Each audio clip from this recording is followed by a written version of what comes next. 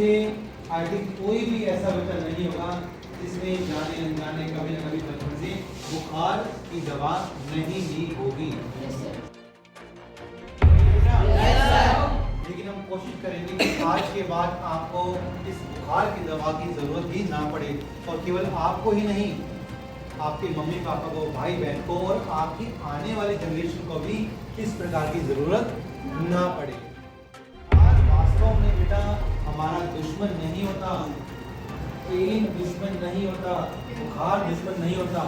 ये क्या करता है? ये तो हमारा वास्तव में यही तो मित्र है। कारण का समाधान मतलब उसका रिवर्स कर दो, समाधान हो गया। आप बिना दवाइयों के भी ठीक हो सकते हैं। ये कोई बहुत बड़ी जादू नहीं है। दैट इज द साइंस, और सबने साइंस पढ़ी है, और आज हम साइंस को ही प्रूव करके दिखाएंगे कि कैसे आप अपना केवल खुद ठीक कर सकते हैं। प्राचीन संस्कृति में हमेशा कहा गया था हर घर में एक मेडिकल स्टोर होता था, जिसका नाम था रसोई घर। वास्तव में वही पहुंच गया था। 15 साल 20 साल हमें लगेगा हमारे घुटनों में दर्द हो गया। जादू कहां से हो गया? ये जादू नहीं है घुटनों में दर्द होना। ये तो आप बचपन से ही उस एक्टिविटी में लगे हुए थे कि आपको दर्द होना स्टार्ट हो जाएगा। खतरनाक है। अगर ये समझ आ गया तो आपको पूरी साइंस समझ आ जाएगी कि आखिर हम उस एलोपैथी मेडिसिन को क्यों ना खाएं। इसके बाद भी आप खाते हैं तो रेस्पॉन्सिबिलिटी आपकी है।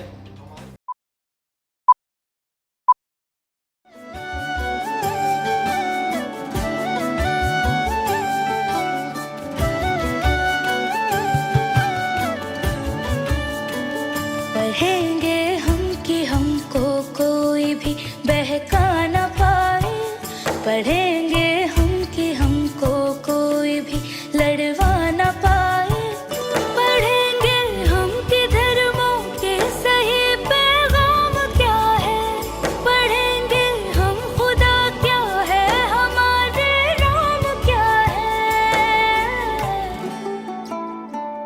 ये नन्हे दीप ही इंसानियत की लौ जलाएंगे। ओ इरादा कर लिया है हमने भी ऐसा पढ़ाएंगे।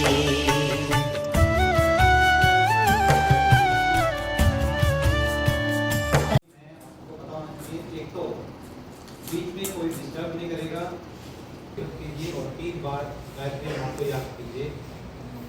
तो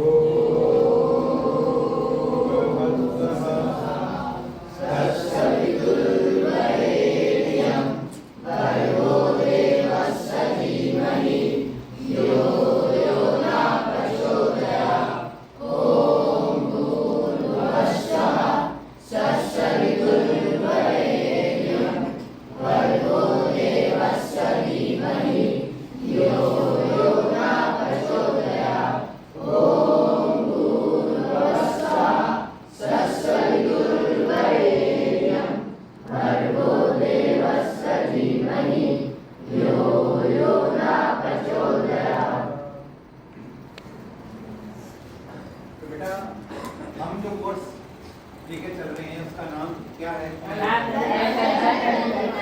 एजुकेशन या एजुकेटर? Health educator. तो इसका नाम हमने हेल्थ एजुकेशन के बजाय हेल्थ एजुकेटर क्यों रखा है? कौन बताएगा आपसे? हाँ जी बताओ बेटा। ताकि हम भी सीख सकें और दूसरों को भी।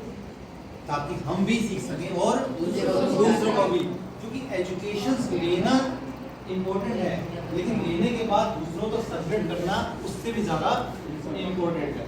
बहुत बेटा अब तक हमने बहुत सारे सेशन अटेंड किए हैं जिसमें हमने पेन मैनेजमेंट क्लास की बात की थी, भोजन के नियम की बात की थी, विद्यार्थी की दिनचर्या की बात की थी, लेकिन आज एक नई सीरीज स्टार्ट करने वाले हैं, that is a fever management, बुखार के बारे में। और आप में से आई थिंक कोई भी ऐसा बच्चा नहीं होगा जिसने जाने अनजाने कभी न कभी बचपन से बुखार की दवा नहीं ली होगी। सबने लिए बेटा? लेकिन हम कोशिश करेंगे कि आज के बाद आपको इस बुखार की दवा की जरूरत ही ना पड़े, और केवल आपको ही नहीं, आपके मम्मी पापा को, भाई बहन को, और आपकी आने वाली जनरेशन को भी इस प्रकार की जरूरत ना पड़े। बुखार वास्तव में बेटा हमारा दुश्मन नहीं होता, पेन दुश्मन नहीं होता, बुखार दुश्मन नहीं होता। ये क्या करता है? ये तो हमारा वास्तव में यही तो मित्र है। आपके शरीर में कोई कचरा पड़ा है, उसे निकालने का कोई इंस्ट्रूमेंट तो होना चाहिए। अब हम दिन प्रतिदिन जो लाइफ में जीते हैं तो कोई ना कोई गलत एक्टिविटी कर लेते हैं, कुछ ऐसा उनसे खा लेते हैं। लाइक अब शादी में गए, कुछ आपने खा लिया तो बॉडी ने रिएक्शन किया, बॉडी एक्सेप्ट नहीं करती इन चीज़ों को, तो रिएक्शन किया तो बॉडी उसको कचरे की तरह निकालना चाह रही है। तो निकालने का तरीका सिंपल सा है, अगर वहाँ हीट जनरेट करेंगे तभी तो चीज़ पिघलेंगी तो ब्लड सर्कुलेशन तेज होगा, चीज़ें पिघलेंगी और वो हमारे लूज मोशन के थ्रू, बॉडी के थ्रू बाहर चली जाएंगी। लेकिन हमने क्या किया? उसको और ठंडा कर दिया। अब बुखार करता क्या है, कितने प्रकार का होता है, क्या वास्तव में बुखार फायदेमंद होता है या नुकसानमंद होता है, बुखार का ट्रीटमेंट कैसे करते हैं, इन सभी बातों पर डिस्कशन करने के लिए हमने सीरीज स्टार्ट किया, that is the fever management series. क्या नाम है? Fever management series. आपने पेन मैनेजमेंट पढ़ा था? पेन में पढ़ा था ना? तो पेन मैनेजमेंट 3 प्रकार का आपने स्टडी किया था, वात, पित्त और कफ। ऐसे ही फीवर मैनेजमेंट भी 3 ही प्रकार का होता है, वात, पित्त और कफ। हालांकि अगर हम फीवर की बात करेंगे तो फीवर हमको 8 पार्ट में डिवाइड किया जाता है, लेकिन हम यहाँ बेसिकली 3 पार्ट की स्टडी करने वाले हैं। देखिए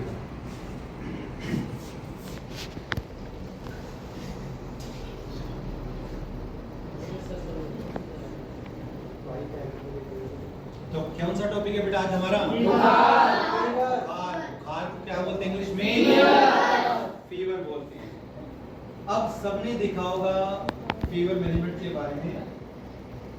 सबसे पहले हम बुखार की परिभाषा देखने की कोशिश करते हैं कि जो एलोपैथी सिस्टम है वो बुखार को कैसे डिफाइन करता है और आयुर्वेद में बुखार को कैसे डिफाइन किया गया है। तो जिस बीमारी की हम बात कर रहे हैं सबसे पहले उसकी परिभाषा जानना जरूरी है। देखिए, अगर हम अपने नॉर्मल सिस्टम को लेके चलते हैं जो आज तक आप सुनते आ रहे हो, उसमें क्या होता है? जब शरीर का ताप सामान्य से अधिक हो जाए, सामान्य, अब आपने देखा होगा बचपन से आज तक सामान्य कहते हैं 98.6 की बात करते हैं सामान्य। अब अगर इससे ज्यादा हो जाए तो हमें लगता है कि हमें बुखार हो गया है, इससे कम हो जाए तो हमें लगता है कमजोरी आ गई है, उसको बोलते हैं वीकनेस। क्योंकि हमारी बॉडी में कम से कम इतनी हीट तो होनी ही चाहिए, क्या करने के लिए? ताकि जितना भी ब्लड में न्यूट्रिशन है, ऑक्सीजन है, सप्लाई करने के लिए। अब अगर हमारी ब्लड वेसल्स में ब्लड का सर्कुलेशन यहाँ पे हो रहा है और यहाँ पर हमारी बॉडी में हीट ही नहीं होगी तो ब्लड तो ठीक हो जाएगा, क्लोट जम जाएगा, क्लोट जम जाएगा तो हार्ट अटैक आ जाएगा। तो यहाँ क्लोट ना जमे तो इसके लिए जरूरी है कि थोड़ी सी यहाँ अग्नि जलती रहे। तो अग्नि जलती रहेगी तो ये फ्लो चलता रहेगा और आपके सारे ऑर्गन्स तक जो है वो चीजें सप्लाई हो जाएंगी।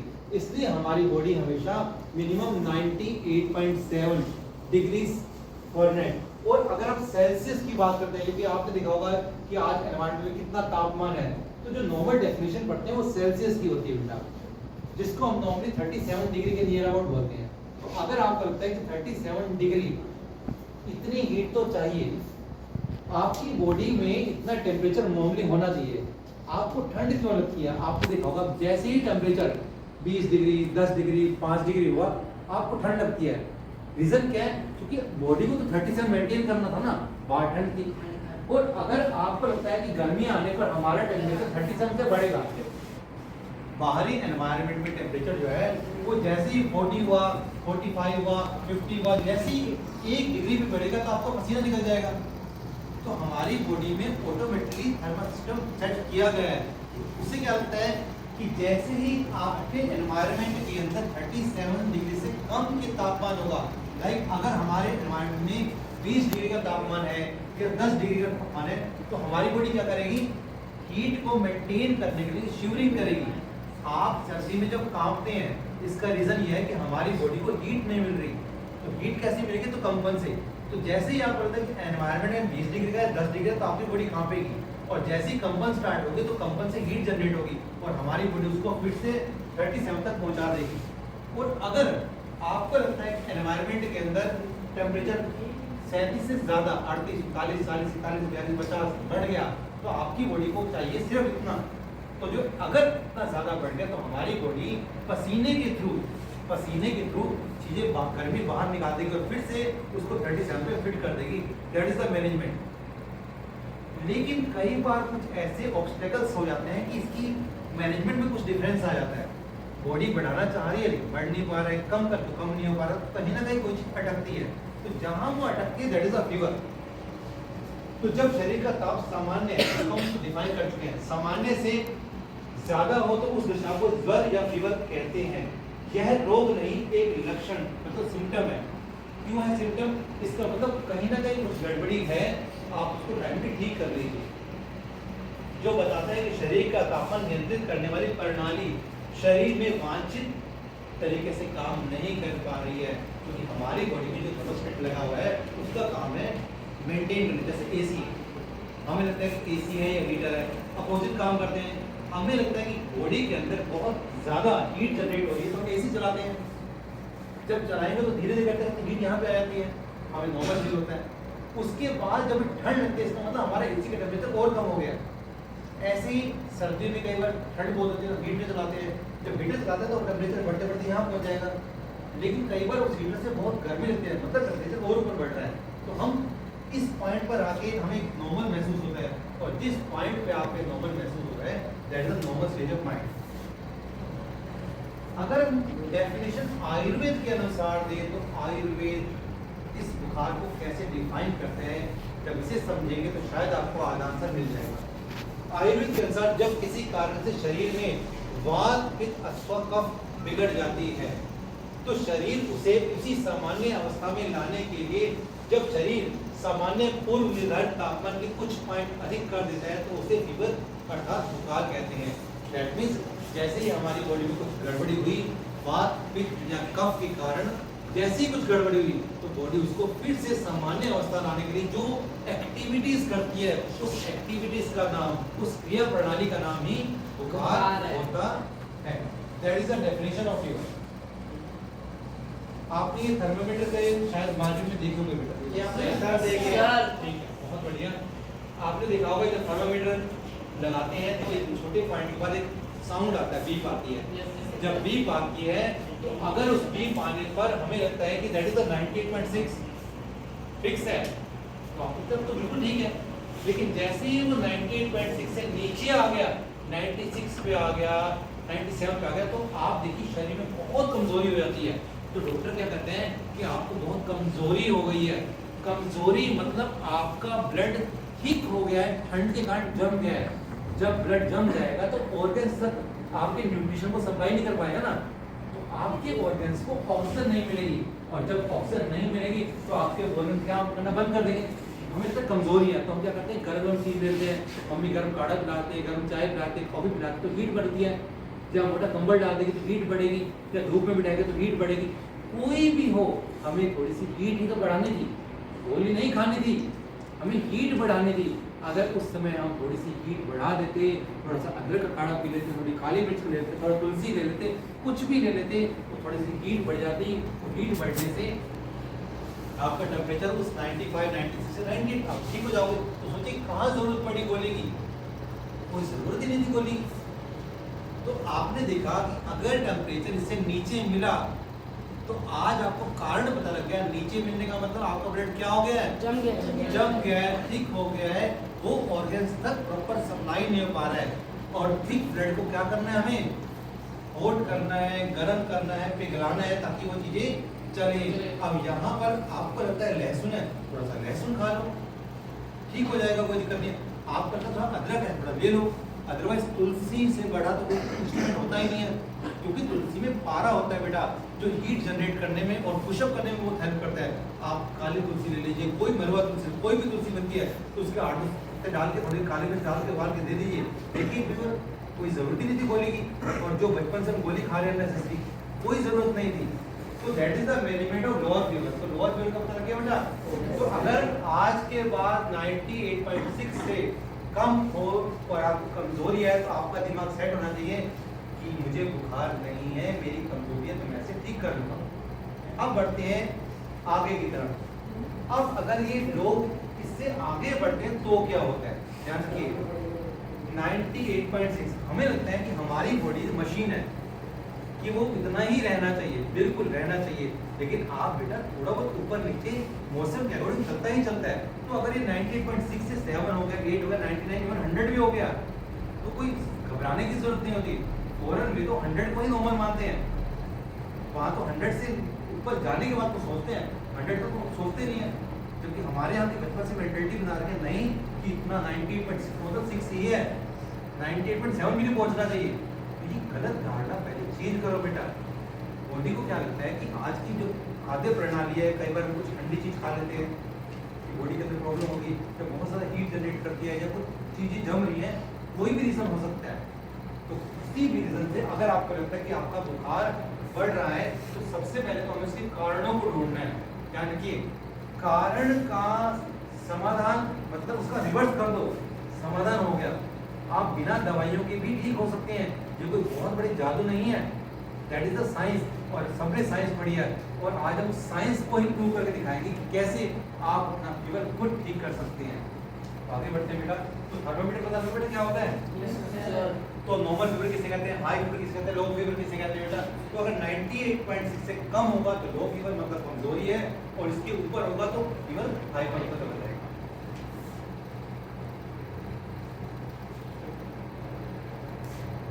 देखिए आपने जब थर्मोमीटर लिया, थर्मोमीटर में कई बार क्या होता है सेल्सियस में नंबर होते हैं, कई बार फॉरेनहाइट में होते हैं। तो सेल्सियस में हो और अगर कई बार अगर उस थर्मोमीटर को 5 सेकंड प्रेस करेंगे ना तो फॉरेनहाइट में कन्वर्ट हो जाता है। किसी के घर में थर्मोमीटर तो चेक कर सकता है, आप उसको 5 सेकंड प्रेस करके रखें तो सेल्सियस में आ जाएगा, फिर 5 सेकंड प्रेस करें तो फॉरेनहाइट में चेक आएगा। दोनों में आप उसको चेक कर सकते हो कि आपको सेल्सियस में चेक करना है थर्मोमीटर। तो अगर वो सेल्सियस में दिखा रहा है तो आपको 37 चेक करना है, और अगर फॉरेनहाइट में दिखा रहा है तो 98.6 को चेक करना है। पैटर्न एक ही होता है, आप चाहे यहाँ से जाए चाहे यहाँ से। अब हम मेन पॉइंट पे आते हैं। बुखार बेटा एक्चुअली जो मॉडर्न डेफिनेशन है उसमें सिंपल सा है कि फीवर का मतलब क्या है कि आपकी बॉडी में कुछ गड़बड़ी और फीवर है, लेकिन वास्तव में आयुर्वेद की परिभाषा देखिए तो बुखार 8 प्रकार का होता है। कितने प्रकार का होता है बेटा? 8 प्रकार का बुखार होता है। फर्स्ट ऑफ ऑल वात का बुखार कौन सा होता है बेटा?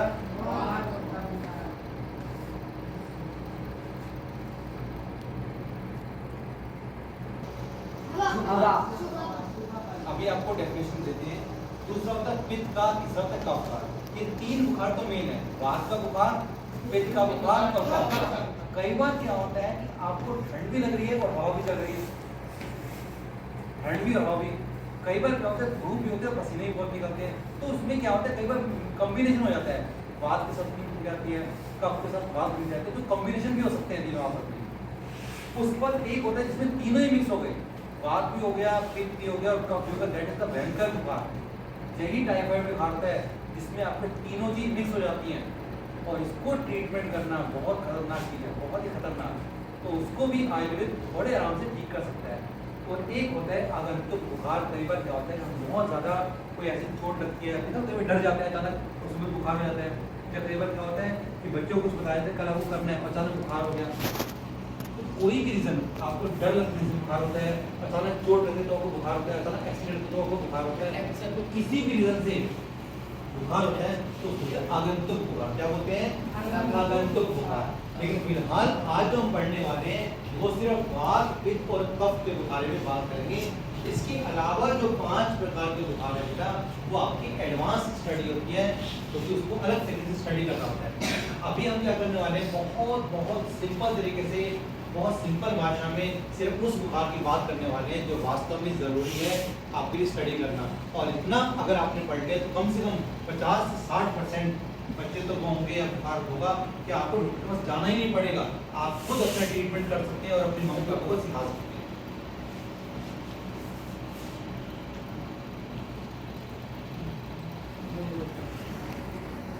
कुछ बच्चे पूछ रहे थे कि सर ये वात, पित्त और कफ क्या होता है, कुछ नए बच्चे भी आए हैं इसके अंदर, तो आपको पहले थोड़ा डिफाइन कर देते हैं ताकि आपके लिए इजी हो जाए। देखिए वात, पित्त और कफ, कफ का मतलब होता है जब आपका शरीर पूरा हो जाता है, बहुत मोटे होते हैं, इसका मतलब है शरीर में कचरा भरा हुआ है, शरीर की चीजें बाहर निकल नहीं पा रही हैं। तो अगर हम पानी और मिट्टी को मिक्स करते हैं तो क्या होता है, दलदल। तो वास्तव में यही कफ है। इसका मतलब चीजें इतनी भर चुकी हैं, हम इसको बाहर निकाल ही नहीं पा रहे।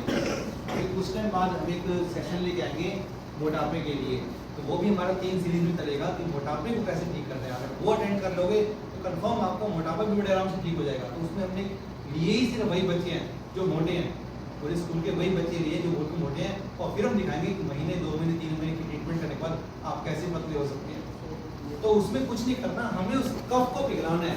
आप कफ को पिघला दीजिए, पतले हो दैट्स कुछ करना ही था उसमें। तुम्हें बहुत सिंपल तरीका है, लेकिन क्योंकि ज्ञान नहीं है और ज्ञान नहीं है तो आप पूरी जिंदगी भटकते रहते हैं। और वास्तव में अगर सबसे बड़ी बीमारी कही जाए तो वो मोटापा ही है, जो पूरी बीमारियों की जड़ है। क्योंकि यदि हमें मोटापा आ जाएगा तो आपके जो लंग्स है ना पूरे खुलेंगे ही नहीं। आप देखो जब मोटा आदमी होता है तो उसके लंग्स ऊपर चिपक जाते हैं, 75% भी काम नहीं करते।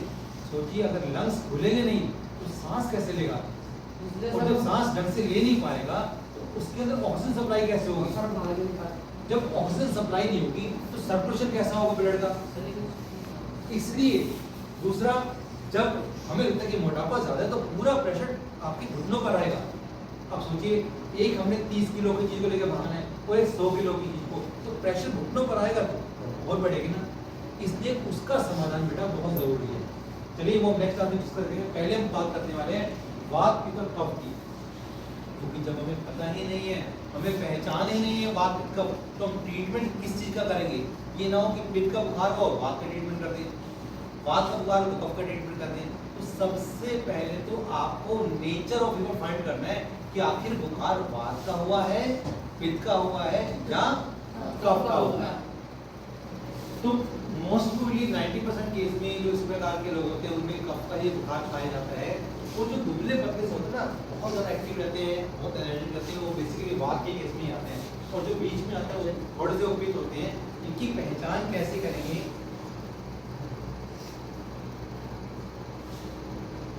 सबसे पहले हम, क्योंकि देखिए मोस्ट प्रोबेबली आज की डेट में 60 to 70% जो फीवर है वो इसकी कारण होता है, तो इसलिए पहले इसको समझना जरूरी है।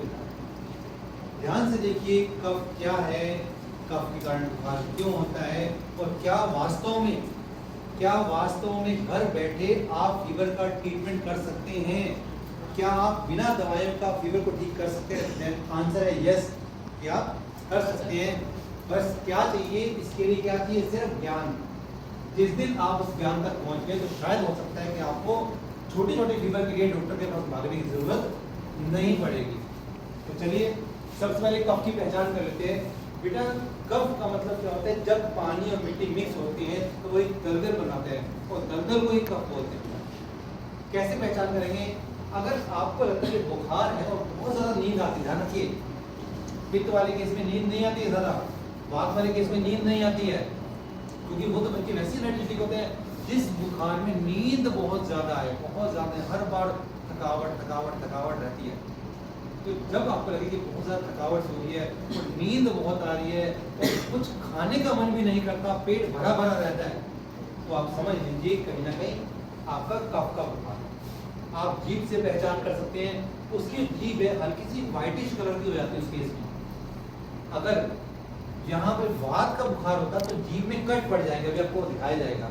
अगर पित्त का बुखार है तो जीभ क्या हो जाएगी, रेड कलर की हो जाएगी। हाँ बेटा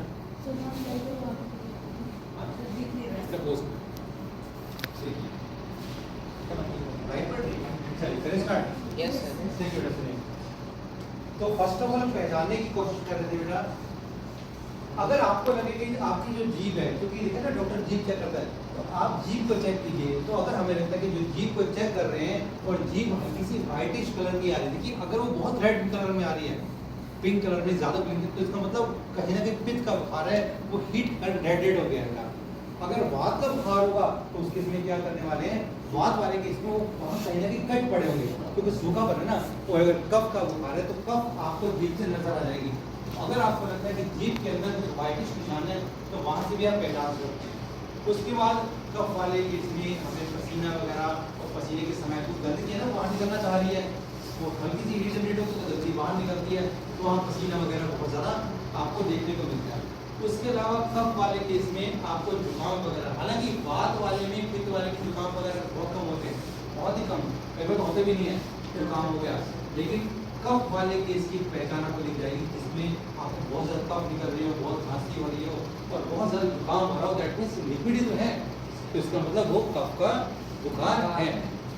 जब तक आप सिम्टम नहीं देखेंगे, ध्यान रखिए, जब तक सिम्टम नहीं देखेंगे तो ट्रीटमेंट कैसे करेंगे? तो सबसे पहले तो हमें पहचानना है कि वात का बुखार होता ही क्या है, ये कफ का बुखार होता ही क्या है, ये पित्त का बुखार होता ही क्या है। तो जब आप अलग अलग तरीके से पहचानेंगे तभी तो ट्रीटमेंट कर पाएंगे बेटा। उसके अलावा सिर में दर्द नहीं होगा, सिर में भारीपन होगा, ध्यान रखिए। कफ वाले केस में सिर में दर्द नहीं है, सिर में दर्द और भारीपन की पहचान होती है। दर्द मतलब क्या होता है, जब छूते ही, ध्यान रखिए, अगर आपकी मम्मी को सर दर्द हो रहा है और छूने से बढ़ रहा है तो इसका मतलब वो पित्त का बुखार है, क्योंकि पित्त में ऑलरेडी बहुत अग्नि होती है और अग्नि हाथ लगाते ही बढ़ती है, घर्षण करते ही बढ़ती है, तो पित्त का बुखार है। तो अब वहां पर क्या करते हैं, आप किसी भी तरीके से सरसों के तेल का प्रयोग नहीं कर सकते, आप वहां थोड़ी ठंडी पानी की पट्टी रख सकते हैं, लेकिन ध्यान रखिए नारियल तेल लगा सकते हैं, घी लगा सकते हैं, लेकिन वहां पर सरसों का तेल नहीं लगा सकते। तो कफ वाले बुखार में आपका भारीपन होगा, वहां पर आप पट्टी बांधेंगे तो ही फर्क पड़ेगा, दबाने से ही फर्क पड़ेगा, सरसों का तेल भी वहां लगा सकते हैं। तो पहचान, क्योंकि अभी तो ट्रीटमेंट तक पहुंचे नहीं है, ट्रीटमेंट तो बहुत दूर की बात है, पहले पहचान तो लें कि वास्तव में पहचानेंगे कैसे कि कफ है, वात है, पित्त है। तो अगर लगे, मम्मी से पूछे सिर में भारीपन है, अगर आपके मम्मी पापा भाई बहन कहते हैं कि नहीं सिर में दर्द नहीं है, छूने पे फर्क नहीं पड़ता, लेकिन भारी भारी सा लग रहा है शरीर, आंखों में बहुत झुकाव, आंखें देखो नीचे करते आंखों में दर्द सा होता है, पूरा प्रेशर नीचे की तरफ आता है, तो वो कफ है, तो पित्त या वात नहीं होती बेटा। उसके अलावा जो साइनस की प्रॉब्लम रहती है, जहाँ पूरा नाक भर जाता है और ये पूरा जो एरिया ना वो पेन करना शुरू कर देता है, इसका मतलब वहाँ पे कफ है वो निकलना चाह रही है। और यहाँ पर क्या, खांसी, जुकाम, छींके, सर्दी, ये सब आपको लक्षण नजर आएंगे और खासतौर पे आपका बोलने का मन नहीं करेगा, घबराहट अंदर से होती रहेगी, घबराहट हो रही है कि दिल घबरा रहा है, कुछ करना चाह रहा है, तो अगर वो कहते हैं घर वाले कुछ दिल घबरा रहा है, कुछ करने का मन नहीं कर रहा, बहुत टेंशन सी हो रही है और उठने का मन नहीं कर रहा, आलस बहुत ज्यादा है, नींद बहुत ज्यादा आ रही है, एनर्जी फील कर ही नहीं रहा, तो समझ लीजिए कौन सा फीवर है ये। तो आज के बाद कफ के फीवर की पहचान आप कर लेंगे बेटा, कर लेंगे। हालांकि इसका जो ट्रीटमेंट पार्ट है वो हम नेक्स्ट क्लास में लेके आने वाले, लेकिन फिर भी जो कि टाइम लंबा हो गया है तो हम कुछ आपको थोड़ा सा हिंट दे देते हैं कि आप क्या करें। इसके अलावा जो नेक्स्ट क्लास होगी इसमें हम ट्रीटमेंट के बारे में डिटेल में बताएंगे बेटा। अगर आपको लगे कि सिर भारीपन लग रहा है, अगर हमें लगे कि खाने का मन कर ही नहीं रहा है, अगर हमें लगे कि नींद बहुत ज़्यादा आ रही है, अगर लगे कि सुस्ती बहुत ज़्यादा है, अगर लगे कि खांसी, जुकाम, छींके वगैरह रेगुलर आ रही है, तो आपको ये पता लग गया है कि ये कफ है। इसका मतलब हमें उस पानी और मिट्टी का जो कॉम्बिनेशन है थोड़ा कम करना पड़ेगा, सुखाना पड़ेगा। अब आप जानते हैं पानी को तो सुखाना पड़ेगा, दलदल को सुखाना पड़ेगा, तो अब यहाँ पर आप तुलसी का काढ़ा बुखार में पी सकते हैं। ध्यान रखिए, अगर पित्त का बुखार होता तो बिल्कुल नहीं पीते, और हमें यही पहचान नहीं होती कि वात, पित्त, कफ क्या होता है। बस जिसने जो कह दिया, यूट्यूब पे देखा बुखार है काढ़ा पी लो, कौन सा बुखार है कुछ नहीं पता, कुछ नहीं पता कौन सा बुखार है, किसके लिए था कुछ नहीं पता, बस जिसने कह दिया नारियल पानी पी लो। आप यहाँ तो पी ही नहीं सकते नारियल पानी, बेटा सीधे बैठो, आलती बातें, एक्टिव बच्चे बैठे, नारियल पानी आप पी ही नहीं सकते आप किसी तरीके से, क्योंकि आप खुद देख रहे हैं।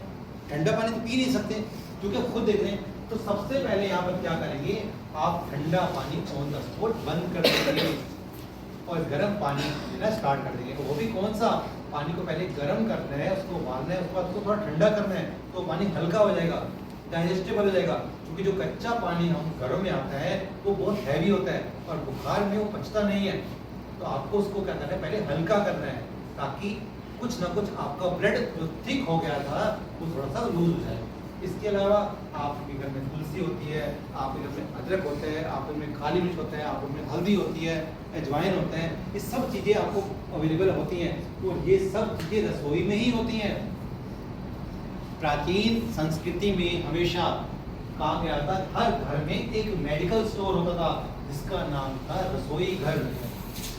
वास्तव में वही औषधालय था, इसलिए हमारे ऋषि मुनि ने रसोई घर को ही एक औषधालय, तो उन्होंने कहा था हर घर में रसोई घर होना चाहिए और एक औषधालय।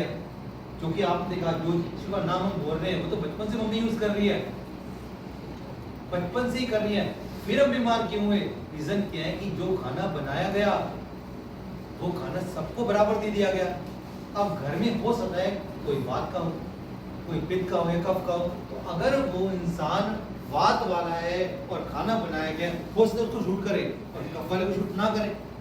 तो क्योंकि हमारे घरों में भोजन की जो नियम है वो चेंज हो चुके हैं। पहले ज़माने में जब खाना बनता था तो और चूल्हे से नीचे उतरता था तो देखा जाता था माँ के द्वारा कि हमारे घर में लोग कैसे रहते हैं। अगर कोई ऐसा है जो बहुत थका है, बहुत थकावट से आ रही है, उसको नींद से आते थे, तो उसमें एक्स्ट्रा मिर्च डाल दी जाती थी, एक्स्ट्रा नमक डाल दिया जाता था ताकि उसको देखे एनर्जी आएगी, ब्लड फ्लो बढ़ेगा।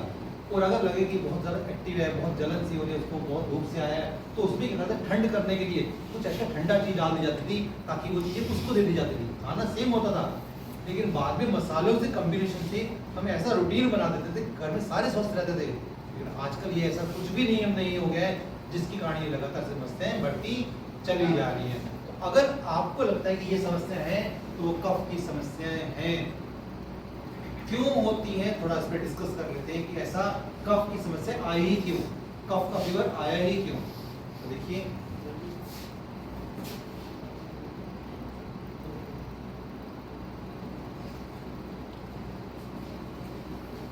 हम एक बुखार पढ़ेंगे, इसके कारण पढ़ेंगे, फिर दूसरा बुखार कारण, तीसरा उसके कारण। हालांकि हम बहुत डीप में नहीं पढ़ रहे हैं, क्योंकि डीप में पढ़ने के लिए हमें एडवांस कोर्स चाहिए होते हैं। लेकिन फिलहाल अभी इतना कर रहे हैं कि आपको पता लगे कि बुखार क्या है, क्यों होता है। अगर हमें कारण बता जाए तो शायद समाधान इसमें किसी में ही छुपा हुआ है।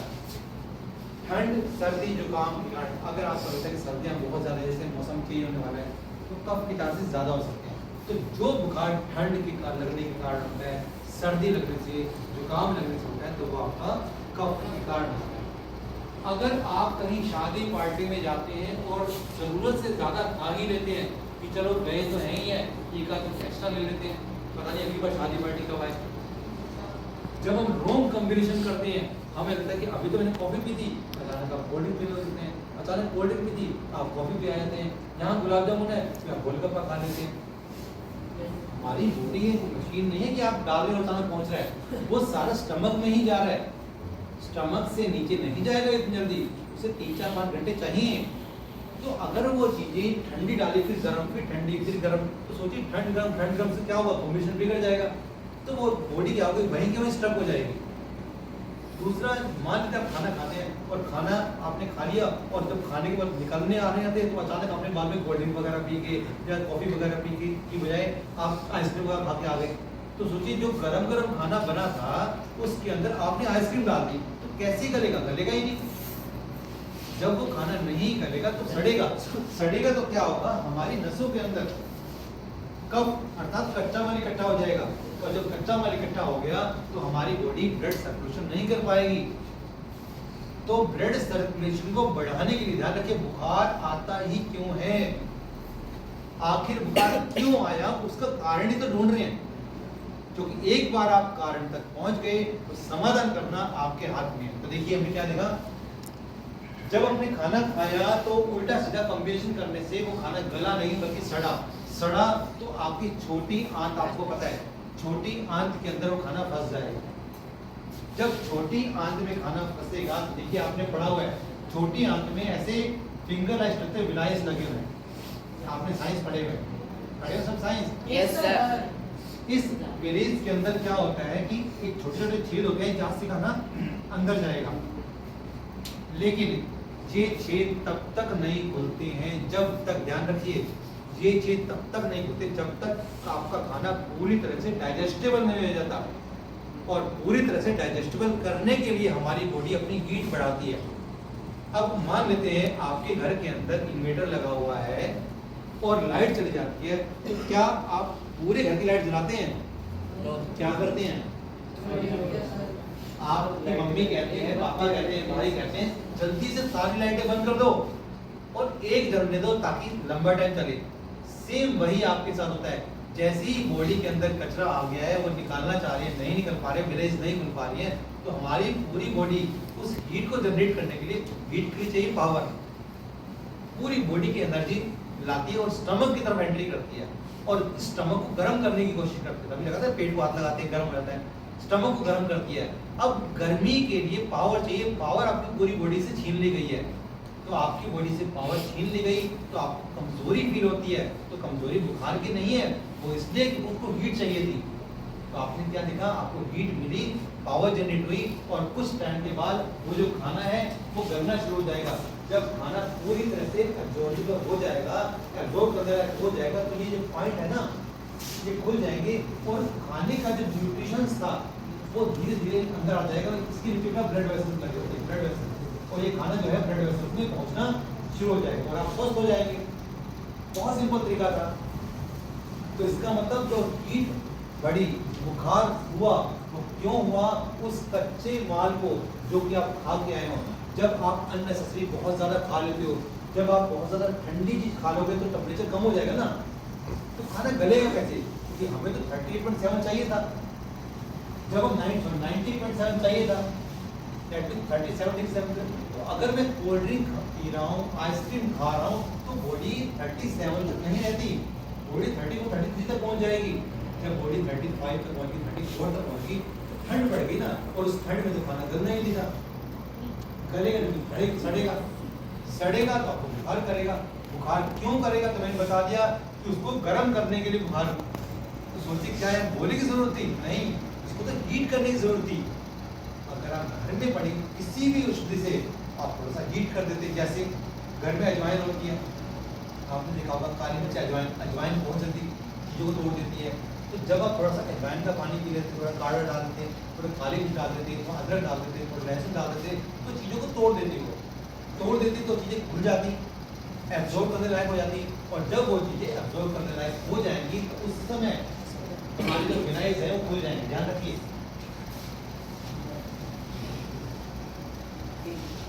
अब हम बेसिक पॉइंट पे आते हैं। वास्तव में एलोपैथी मेडिसिन, ध्यान रखिए, वास्तव में एलोपैथी मेडिसिन और आयुर्वेदिक उपचार में क्या डिफरेंस है, इसे समझने के लिए आज एक स्टडी करने वाले हैं। ध्यान रखिए, मैंने क्या बोला है, आयुर्वेदिक मेडिसिन और एलोपैथी दवा दोनों में डिफरेंस क्या है और दोनों में से कौन सा बेस्ट है, इसके बारे में आज स्टडी करके देखते हैं और आप खुद आंसर बताएंगे कि कौन सा बेस्ट है। देखिए कैसे, आज आपको साइंस समझ आ जाएगी बेटा इसकी, कि जो आप गोली खा रहे हैं वो वास्तव में खानी चाहिए थी कि नहीं खानी चाहिए थी। आपको पता है कि हमारी जो छोटी आंतें वो सर्कुलेशन में बनी हुई है चीजें। इसका मतलब जो चीजें हैं वो प्रॉपर तरीके से पहुंचनी चाहिए थी। इसमें आपने पढ़ा हुआ है विराइज लगी रहती है। जब खाना स्टमक में आएगा तो स्टमक में आने के बाद तो यहाँ पहुंचेगा ना, स्टमक में आने के बाद पहुंचेगा। जब खाना स्टमक में आने के बाद छोटी आंत में पहुंचा तो छोटी आंत को एब्जॉर्ब नहीं कर रही। वो क्यों नहीं कर रही? क्योंकि उसे पता है कि खाना अभी डाइजेस्ट करने लायक नहीं है, अभी तो खाना कच्चा खाना है। अगर कच्चे खाने को मैंने अब्जॉर्ब कर दिया और ब्लड में डाल दिया, आपका जो ब्लड में कचरा पहुंच जाएगा और वो जो कचरा है वो आने वाले टाइम में आपके ब्लड, क्योंकि पूरी बॉडी में सर्कुलेट हो रहा है, कहीं ना कहीं जोड़ों में इकट्ठा हो जाएगा और आपको जोड़ों का दर्द, घुटनों का दर्द, मांसपेशियों से स्टार्ट कर देगा। तो हमारी बॉडी कितनी समझ आती, हीट बढ़ाने की कोशिश कर रही है, हीट बढ़ाने की, और जैसे ही वो हीट बढ़ती खाना गल जाता। जहाँ अगर हम दवाई लेने की बजाय, ध्यान रखिए, दवाई लेने की बजाय अगर आप यहाँ हीट बढ़ा देते तो खाना डाइजेस्ट हो जाता, एब्जॉर्ब हो जाता। उसके बाद आपकी जो विलाइज होती है, ध्यान रखिए, इसके बाद क्या होता, आपने स्ट्रक्चर पढ़ा हुआ है, छोटी आंत के नीचे एक पाइप का स्ट्रक्चर लगा होता है, ये पाइप लाइन जिसमें से ब्लड बनना है।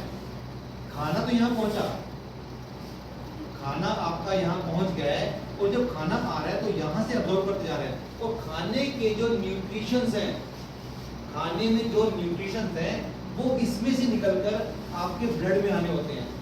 लेकिन जैसे ही आपके खाने में कच्चा माल है, कच्चा पदार्थ है, डाइजेस्टिबल नहीं है, तो वो ये विलेज खुलेंगे नहीं, तो ब्लड में आएगा नहीं।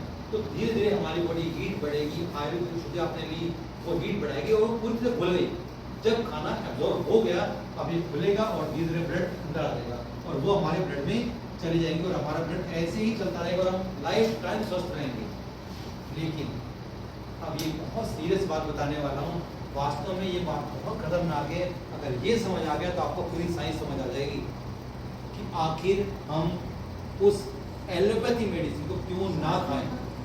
इसके बाद भी आप खाते हैं तो रेस्पॉन्सिबिलिटी आपकी है, हमारी रेस्पॉन्सिबिलिटी थी आपको ट्रुथ बताना।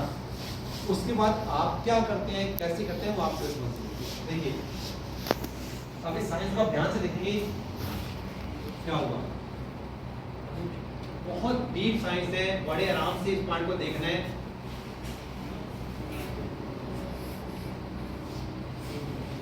एलोपैथी दवाएं काम कैसे करती हैं, इसे समझने का प्रयास आज हम करते हैं।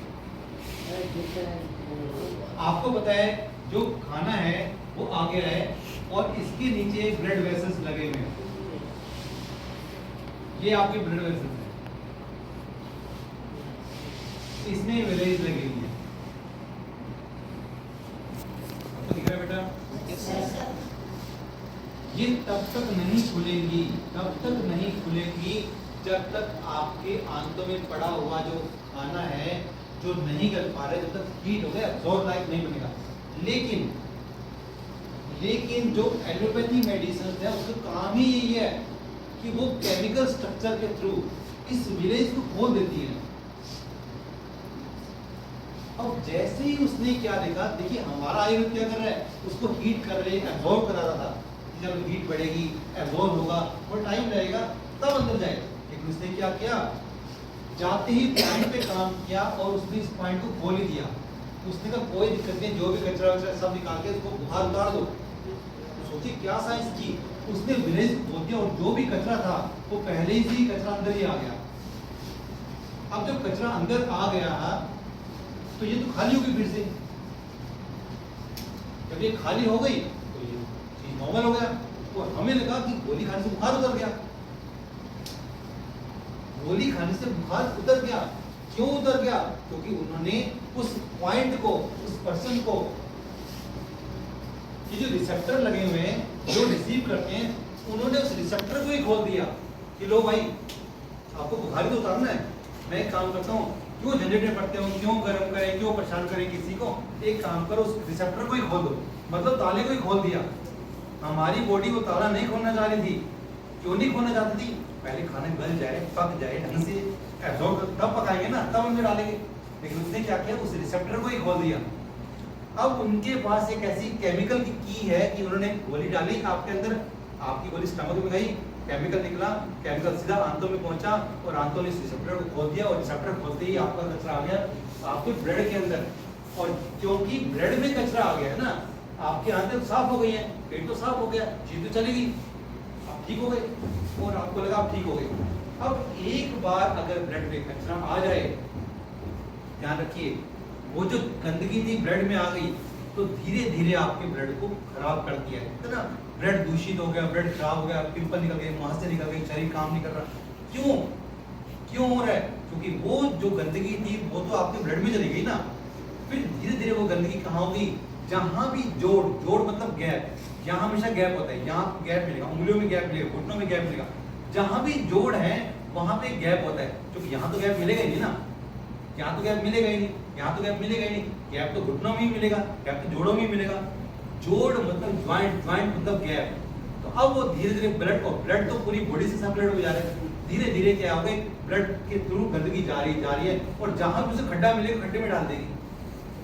अब वो खड्डा यहाँ मिले, यहाँ मिले, यहाँ मिले, यहाँ मिले, जहां भी वो खड्डा मिलेगा उस खड्डे में गंदगी डाल के, पानी आप देखा होगा, अगर पानी में कुछ मिट्टी विट्टी डालते हैं, कुछ कचरा डालते हैं तो पानी चलता रहेगा।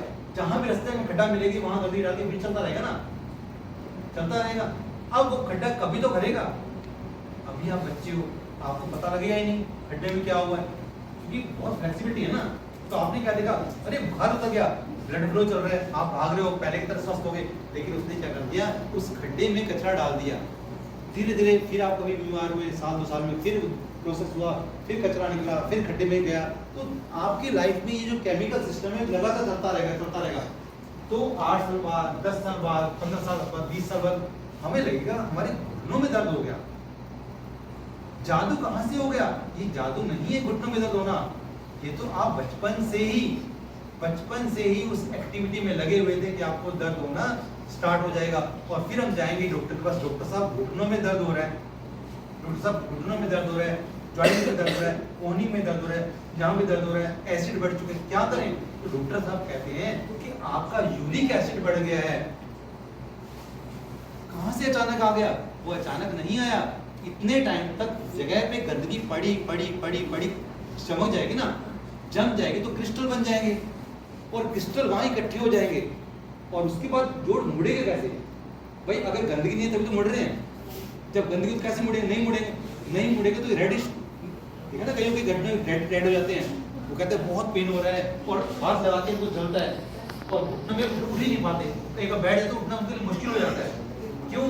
क्योंकि वो जो कचरा आपने 10 साल पहले खाया था वो आपके घुटनों में, आपके जोड़ों में, नसों में पहुंच गया है। धीरे धीरे करते करते समय बीतता जाएगा, आप बड़े होते जाओगे, वो कचरे का ढेर बढ़ता आएगा, कभी तो ड्रम भरेगा, कभी तो कचरे का डब्बा भरेगा और जब कचरे का डब्बा भरेगा लास्ट में करते तो धीरे धीरे आपको लगेगा आज कुछ एहसास सा हो रहा है, आज थोड़ा सा दर्द स्टार्ट हुआ है। अब जब दर्द स्टार्ट होगा हम पहुंचेंगे डॉक्टर के पास, डॉक्टर कहते हैं कोई बात नहीं, आप एक काम करो पेन किलर ले लिया करो। पेन किलर तो उसने कुछ गोली दी, 2-4 दिन पेन किलर दिया और साथ में कुछ तेल दे दिया। अब तेल लगाओगे तो थोड़ा सा कचरे में तेल डालोगे तो कचरा नरम हो जाएगा ना। भाई कचरा कितना भी हो, मान लो बहुत भरा हुआ है, खचाखच भरा हुआ है, आप थोड़ा तेल डाल दो नरम हो जाएगा। थोड़ा सा तेल डालो तो कुछ दिन तो तेल डालने से, गर्म तेल लगाने से फर्क पड़ता है, लेकिन कुछ दिन फिर वही हो गया। फिर एक काम करते हो, आप ये बढ़िया सी क्रीम ले जाओ और नरम डाल देते हैं, और नरम डाल देते हैं, लेकिन कचरा नहीं निकलेगा, कचरा नहीं निकलेगा। तो क्या गलती किसकी थी? आपकी थी, आपके पेरेंट्स की थी, समाज की थी या ज्ञान की थी? तो कहीं ना कहीं किस चीज की गलती थी? हमसे गलती हुई है, लेकिन किस लिए? ज्ञान ना होने के कारण। हम अक्सर सोचते हैं कि हिंदी इंपॉर्टेंट है, मैथ इंपॉर्टेंट है, साइंस इंपॉर्टेंट है, इंग्लिश इंपॉर्टेंट है, सब कुछ जरूरी है, लेकिन जब आपका स्वास्थ्य ही नहीं है तो वो हिंदी, मैथ, इंग्लिश क्या करोगे बेटा? जब आप स्वस्थ ही नहीं हो। क्लियर हो गया? तो इसलिए हेल्थ एजुकेशन क्लास क्यों इंपॉर्टेंट है, दैट इज द इम्पोर्टेंस। तो आज आपको इम्पोर्टेंस समझ आ रही होगी, आज आपको पता लग रहा होगा कि आपके पेरेंट्स ने क्या गलतियां की होंगी, उनको ये समस्या भुगतनी पड़ रही है। क्या आप चाहते हो कि जिंदगी में आपके साथ कभी ऐसा हो? कई बार इंसान अपने साथ तो फिर भी सहन कर लेता है कि चलो ठीक है, लेकिन कभी भी अपने आने वाली जनरेशन के साथ कभी खिलवाड़ नहीं करना चाहेगा, कभी खिलवाड़ नहीं करना चाहेगा। वो कभी नहीं चाहेगा कि मेरे आने वाली जनरेशन इस प्रकार की समस्याएं भुगते हैं। और ज्ञान वो की है, एक बार पहुंच गया तो आपका दिमाग घूमेगा और आपको लगता है कि जो गलती मेरे पेरेंट्स ने की, जो मैं आज तक कर रहा था, वो मैं अपने बच्चों के साथ कभी भी नहीं होने दूंगा। और आप खुद भी स्वस्थ रहेंगे, आपका समाज स्वस्थ रहेगा, आपका देश स्वस्थ रहेगा, आपका भविष्य अच्छा स्वस्थ हो जाएगा। तो हफ्ते में एक दिन अगर आप 1 घंटा निकाल लेते हैं तो सोचिए आप कितने लोगों का भविष्य बचा रहे हैं। तो ये क्लास कंटिन्यू रहनी चाहिए, नहीं होनी चाहिए? Yes sir. मजा आ रहा है कि नहीं आ रहा? Yes sir. मुझे ज्ञान मिल रहा है कि नहीं मिल रहा? Yes sir. तो क्या हेल्थ एजुकेशन क्लास जरूरी है हम लोग के लिए? Yes sir. क्या सभी स्कूलों में होनी चाहिए? Yes sir. तो आज आपको पता लग रहा होगा कहीं ना कहीं गड़बड़ी थी और उस गड़बड़ी को पकड़ने का कोई तरीका तो होना था ना। आज हमने बेटा अपने फर्स्ट क्लास की बात की है, क्योंकि अगर आपको सारे फिर एक साथ करा दें तो कंफ्यूज जाओगे। तो इसलिए हमारा टारगेट है कि एक ही करके अटैक करेंगे फीवर पे। आज हमने किस फीवर की बात की है? तो जल्दी से एक बार हम रिकैप कर लेते हैं ताकि आपको एक आंसर मिल जाएगा और कम से कम आप पहले फीवर पर तो अटैक कर ही पाएंगे, पहले पर। दूसरे और तीसरे की बात नहीं कर रहे।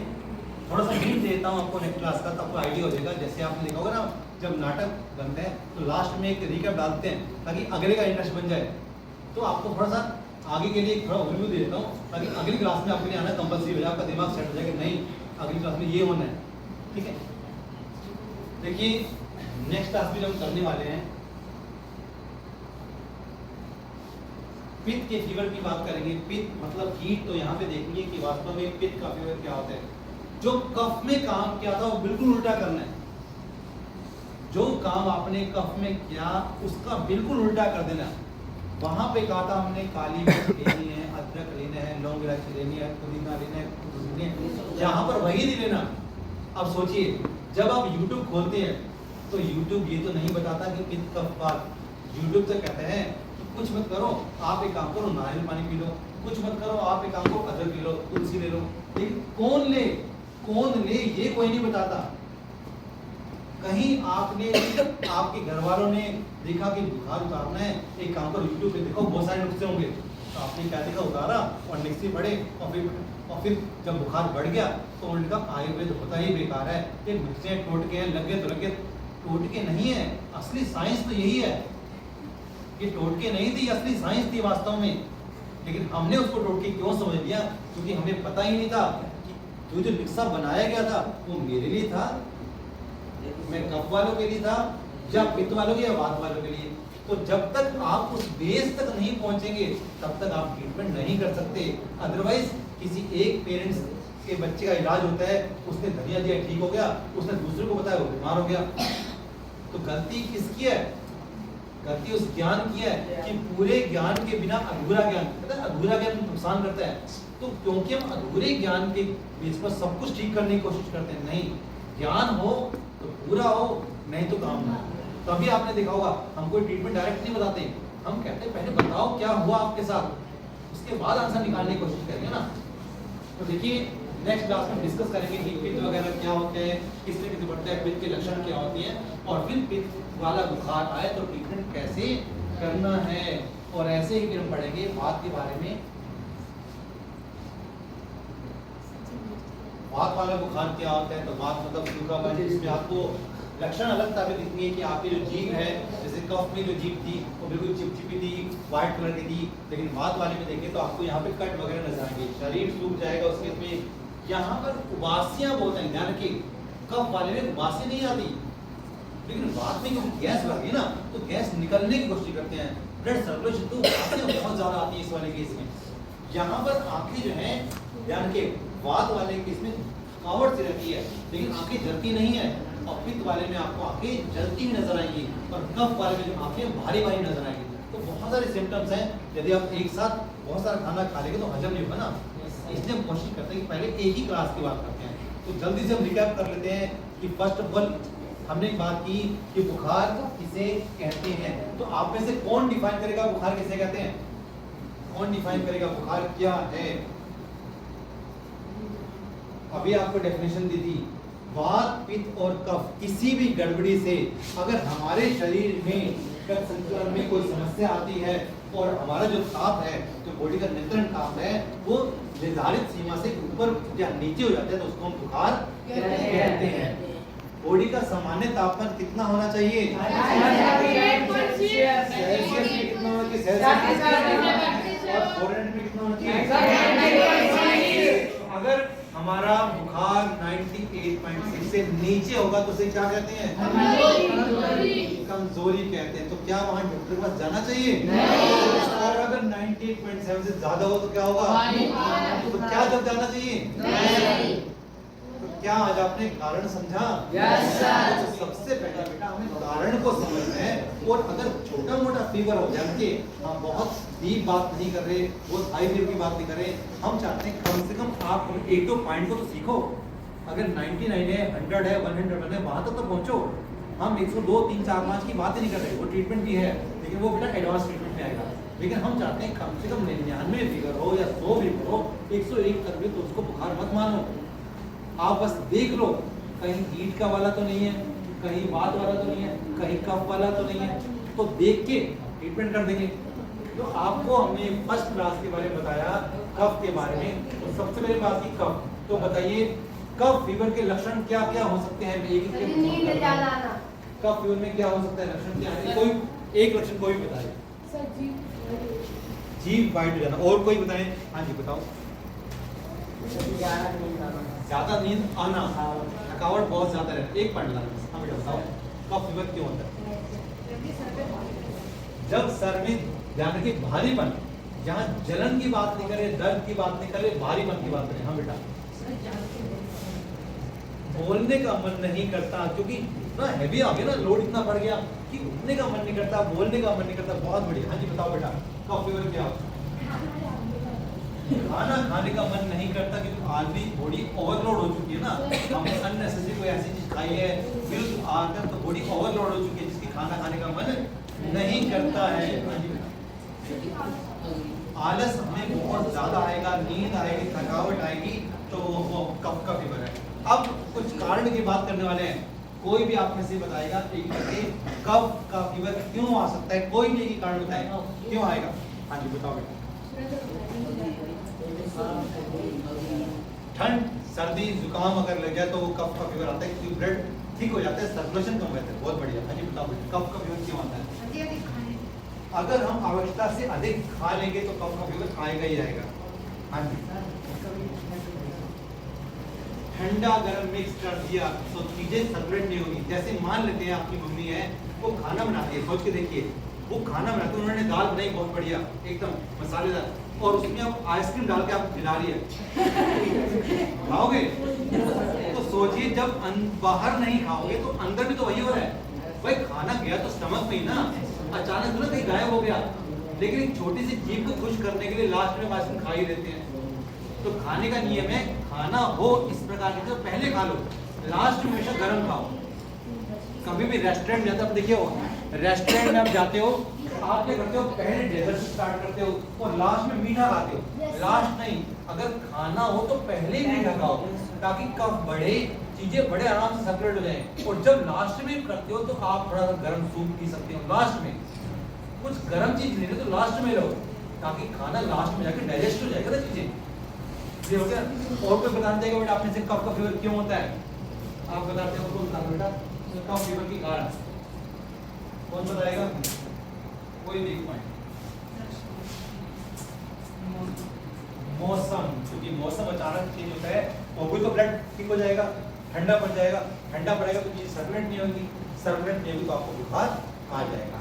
और जो आपने कारण बताए अगर आप घर में, क्योंकि आपका दिमाग सेट हो चुका है, तो जब आप नेक्स्ट टाइम वो कारण देखेंगे तो थोड़ा सा सोच के सोचिए। अगर आप शादी ब्याह रेस्टोरेंट पार्टी में जा रहे हैं थोड़ा सा सोच लीजिए कि मैं कॉम्बिनेशन क्या रखूं, कहीं अचानक ठंड गर्म तो नहीं कर रहा। अगर आपको लगता है कि ठंड थोड़ी सी ज्यादा है तो कपड़ा मोटा पहन लीजिए ताकि वो ठंड लगेगी ही नहीं। अगर लग रहा है थोड़ा सिर भारी भारी था थोड़ा टोपी डाल लीजिए, ठंड लगेगी नहीं। अगर लगता है कि खाने का ओवरलोड है तो आप थोड़ा सा उपवास कर लीजिए, थोड़ा मत खाइए, आज थोड़ा गैप रख लीजिए ताकि पिछला खाना डाइजेस्ट हो जाएगा। डाइजेस्ट हो जाएगा तो खाना लगेगी नहीं और आपका खाना डाइजेस्ट हो जाए तो गैप आ जाएगा, गैप हो जाएगा तो आप ठीक हो जाओगे। थोड़ा हीट जनरेट कर लीजिए, कभी कभी तुलसी का काढ़ा पी लीजिए तो आप ठीक हो जाओगे। That's it. बहुत सिंपल तरीका है ना। ये हो गया? Yes sir. तो आज की क्लास आपको कैसी लगी बेटा? बहुत बढ़िया सर। चलिए बेटा बहुत बढ़िया, थैंक यू।